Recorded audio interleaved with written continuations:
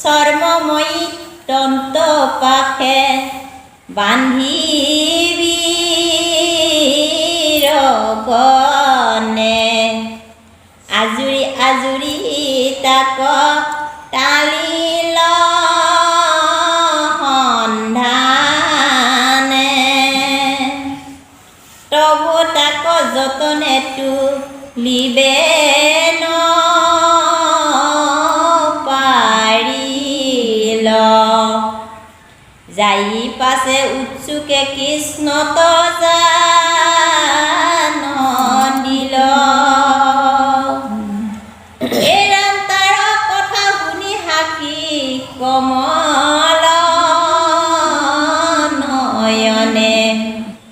এই থানে যাই পাছে চাহিলা কোনে বাম হাতে লীলায়ে তুলিলাব নমালি প্ৰশংসিল বিৰগনে জয় কৃষ্ণ বুলি জয় জয়কাৰ দিলে কিয় তেখেত অকল বীৰ আছিল নহয়নে বাৰু শাল ব কাম চাৰু ভানু এই তেখেতসকলে বীৰ আছিল বীৰসকলে কিন্তু বহুত চেষ্টা কৰিও ওপৰৰ পৰা সেই জন্তুটো উঠাব নোৱাৰিলে কিন্তু অৱশেষত কমলনয়ন ভগৱন্তৰ ওচৰত জাননী দিলেগৈ আৰু ভগৱন্তই তেওঁলোকৰ কথা শুনাৰ লগে লগে হাঁহি উঠিলে বোলে আৰু তেখেতে আহি নিজে চালে চাই লগে লগে কি কৰিলে বাম হাতে লীলায়ে তুলিয়া বনমালি বাম হাতেৰে বাওখন হাতেৰে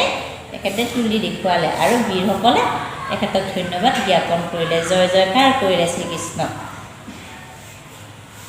এ ৰাম সিটো কৃষ্ণ কৰ পংকজ জৰ পৰখনে কি কলাশ স্বৰূপক তেজিতে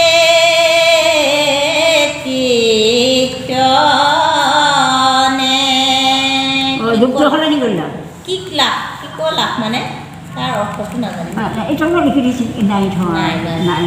কি কলাশ বস্তু এটা আছে তেখেতৰ ৰূপটো সলনি হ'ল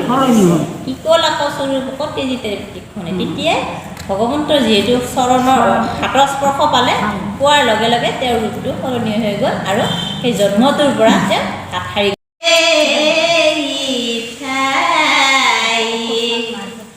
কৃষ্ণায়ে পিৰিল হবে ফুৰে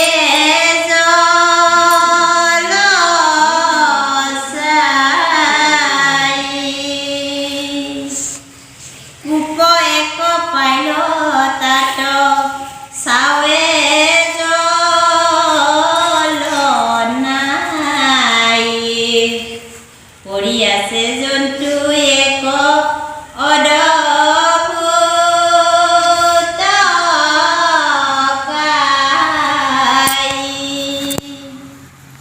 দেখিয়া বিস্ময়ে হবে চাপিলে কপাখ দেখে ঘূৰ কি কলাক পৰ্বত